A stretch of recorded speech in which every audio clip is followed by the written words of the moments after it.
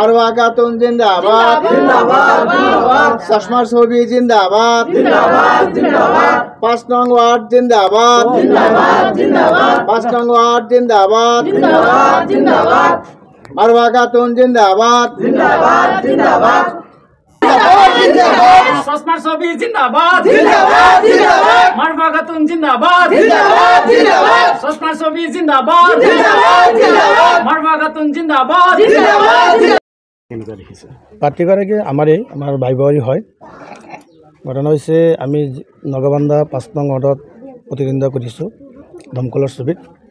মোৰ যিসকল বিৰোধী প্ৰতিদ্বন্দ্বী আছে তেওঁলোকৰ লগত মোৰ কোনো একোৱেই নাই। তাৰমানে আৰু লগত মোৰ বিৰোধী প্ৰতিদ্বন্দ্বী নায়েই।